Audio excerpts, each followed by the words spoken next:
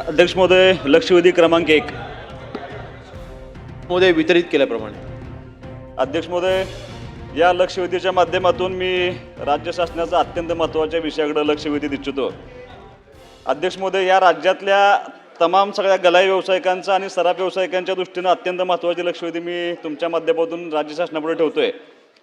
अध्यक्ष महोदय, मी अशा भागाचं नेतृत्व करतो की ज्या भागाचं परिस्थिती अत्यंत दुष्काळी आहे आणि या दुष्काळी परिस्थितीला उत्तर द्यायचं म्हणून साधारणपणे स्वातंत्र्यपूर्व काळामध्ये आमच्या भागातल्या लोकांनी हा गलाईचा व्यवसाय स्वीकारला आणि आज राज्यभरच नव्हे तर संपूर्ण देशभरामध्ये आमचे गलाई व्यावसायिक असते या व्यवसायाच्या निमित्तानं गलाईचं काम या ठिकाणी करत असतात.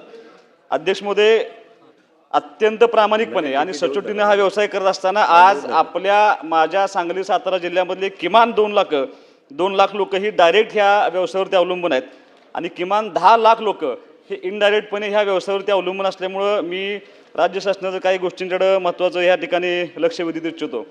अध्यक्ष महोदय, हा व्यवसाय करत असताना आज अनेक संकटांना लोकांना त्या ठिकाणी सामोरं जावं लागते, पण ही सगळी संकटं समोर असताना आज आपल्या गृह विभागाच्या मार्फत काही गोष्टींमध्ये सुधारणा होणं खूप आवश्यक आहे. मी तुम्हाला या निमित्तानं काही गोष्टी मुद्दाम तुम्हाला सांगणार आहे. अध्यक्ष महोदय, काश्मीरच्या लाल चौकापासून कन्याकुमारीपर्यंत 10,000 लोकसंख्येच्या वर कुठल्याही गावामध्ये तुम्ही गेला तर त्या ठिकाणी सांगली आणि सातारा जिल्ह्यातला प्रत्येक माणूस हा त्या ठिकाणी सोने चांदीचा व्यवसाय करताना तुम्हाला आढळेल. तुम्ही कुठल्याही ज्वेलर्स शॉपमध्ये गेला तर तो माणूस आपल्या भागातला असण्याची शक्यता अत्यंत दाट आहे. मी तुम्हाला मुद्दाम सांगतो, एक वैशिष्ट्यपूर्ण मतदारसंघाचा मी आमदार आहे साहेब. मी फक्त 2 तालुक्याचा नाही तर माझा मतदारसंघ हा संपूर्ण देशभर पसरलेला आहे. मी गमतीनं तुम्हाला असं सांगतो, जर उद्या आपले ह्या मराठी लोक सगळे या व्यवसायामध्ये आहेत, आज फक्त देशभरात नाही तर सिंगापूर, दुबई आणि आफ्रिकेमध्ये सुद्धा मायनिंग करणारे आमचे लोक आहेत. उद्या जर आदरणीय पंतप्रधान नरेंद्र मोदी साहेबांच्या इच्छेनुसार जर POK जर आपण घेतला तर POKमध्ये पहिलं सोने चांदीचं दुकान हे आमच्या भागातलं असतील असा मी मानणारा कार्यकर्ता आहे. अध्यक्ष महोदय, माझे ठराविक प्रश्न आहेत. राज्यात या ज्या सोने चोरीच्या घटना होतात त्या प्रकरणामध्ये अनेक वेळा section 411 of the Indian penal code आणि section 414 of the Indian penal code अंतर्गत गलाई व्यवसायांच्यावरती काही कारवाई करण्यासंदर्भामध्ये अनेक लोकांच्या तक्रारी साहेब येतात. आज ह्या उत्तरामध्ये मला जे उत्तर दिले त्याच्यामध्ये गेल्या 1 वर्षामध्ये फक्त 4 कारवाई झाल्या असं ह्या निमित्तानं सांगण्यात आलं. पण अध्यक्ष महोदय, वस्तुस्थिती मात्र अशी नाही. माझी तुम्हाला विनंती आहे, मंत्री महोदयांना माझी विनंती आहे, या कायद्याच्या कलमाची भीती घालून अवैधपणे आमच्या सोने चांदीच्या लोकांच्याकडून अत्यंत निर्दयीपणे सोने वसुलीचं काम आज आपल्या ह्या गृह विभागाच्या मार्फत होत आहे.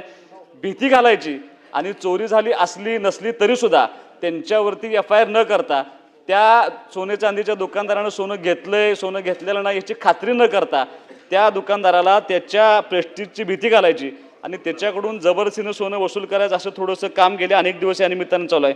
अध्यक्ष महोदय, मी मंत्री महोदयांना स्पेसिफिक 6 प्रश्न विचारणार आहे, त्याचं उत्तर मला या निमित्तानं अपेक्षित आहे. अध्यक्ष महोदय, मंत्री महोदयांना माझी विनंती आहे, अशा चोरीच्या गुन्ह्यामध्ये तपास करत असताना अन्यायकारक वसुली प्रक्रियेसाठी आपण काही SOP स्थापन करणार आहात का? माझा दुसरा प्रश्न असा आहे, चुकीच्या पद्धतीनं वसुली करणाऱ्या अधिकाऱ्यांच्यावर आपण कारवाई करणार का?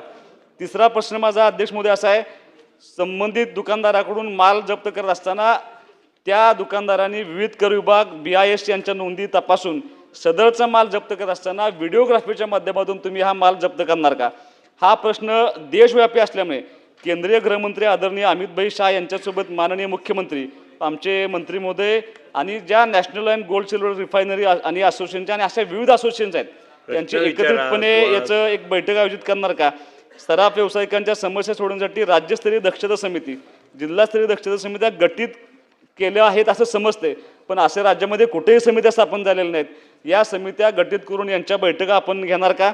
आणि 6वा प्रश्न आहे, हा प्रश्न फक्त राज्यापुरता मर्यादित नाही तर देशव्यापी प्रश्न असल्यामुळे देशात कुठेही अडचण निर्माण झाल्यास ज्या पद्धतीनं कोविडच्या काळामध्ये आपण काही ठिकाणी कक्ष स्थापन केले होते तसं महाराष्ट्र शासनाच्या वतीनं आपल्या भागातील लोक जे देशभरामध्ये हा व्यवसाय करतायत त्या लोकांना अडचण निर्माण झाल्यास त्यांचे प्रश्न सोडवण्यासाठी आपल्या वतीनं आपण काही कक्ष स्थापन करणार आहात का? हा माझा स्पेसिफिक प्रश्न मंत्री महोदयांना आहे. खानापूर तालुक्यातील एकमेव सर्वसमावेशक हक्काचं न्यूज चॅनल विटा लाईव्ह न्यूज चॅनल.